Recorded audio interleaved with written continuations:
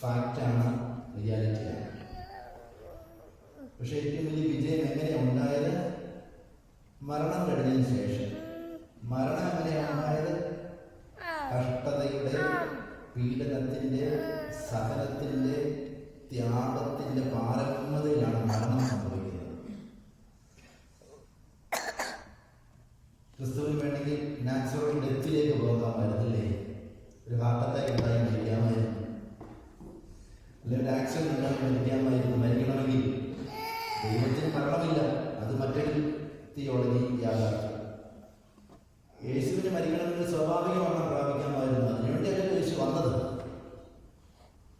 യേശു വന്നത് മരണത്തിലൂടെയാണെങ്കിൽ ആ മരണം വെറുതെ അനുഭവിക്കുകയല്ല, സ്വീകരിക്കുകയല്ല, കഷ്ടതയിലൂടെ, പീഡനത്തിലൂടെ, സഹനത്തിലൂടെ, സാക്രിഫൈസിലൂടെ.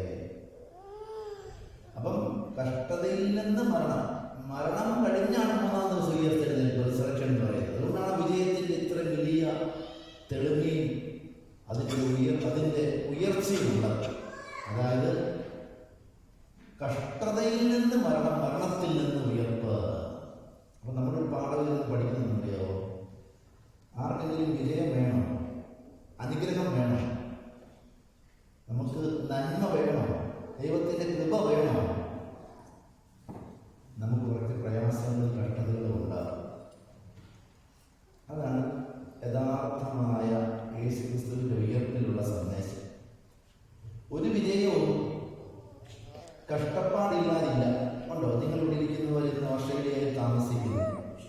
ഓസ്ട്രേലിയയിലെ വിക്ടോറിയ എന്ന സ്റ്റേറ്റിലെ ബല്ലാക്കട്ട് എന്ന സ്ഥലത്ത് താമസിക്കുന്നു.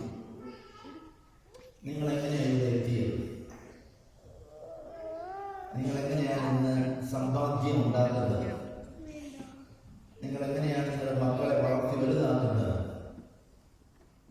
അതെല്ലാം വിജയമാണ് കേട്ടോ. നിങ്ങൾ പഠിച്ചത് വിജയമാണ്, നിങ്ങൾ ഓസ്ട്രേലിയയിൽ വന്നതിൽ വിജയമാണ്, ഈ പ്രദേശത്ത് PR കിട്ടി, സിറ്റിസൺഷിപ്പ് കിട്ടി താമസിക്കുന്നതിൽ വിജയമാണ്, നിങ്ങൾക്ക് മക്കൾ ഉണ്ടായതിൽ അനുഗ്രഹമാണ്, മക്കളെ വളർത്തുന്നതിൽ അനുഗ്രഹമാണ്.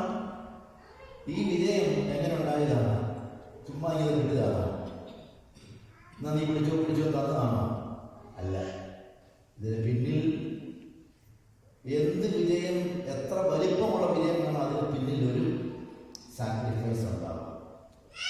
എല്ലാ വിജയത്തിനും പിന്നിൽ സാക്രിഫൈസ് ഉണ്ട്. ആ സാക്രിഫൈസ് ആണ് നമുക്ക് നേടേണ്ടത്. അതാണ് ക്രിസ്തു കാണിച്ചു തന്നത്. അതുകൊണ്ടാണ് ക്രിസ്തുവിൻ്റെ കഷ്ടതയും പീഡനങ്ങളും ഒക്കെ അനുഭവിച്ച് മരണം കണ്ട് മരണത്തിന് ശേഷം ഉയർപ്പ് നമ്മൾ ആചരിക്കുന്നത്. അതുകൊണ്ട്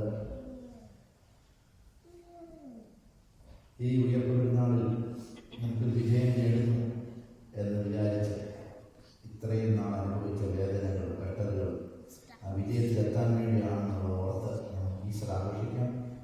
എല്ലാവർക്കും ഈശ്വരൻ്റെ ആശംസകൾ നേരുന്നു. ഞാനിന്ന്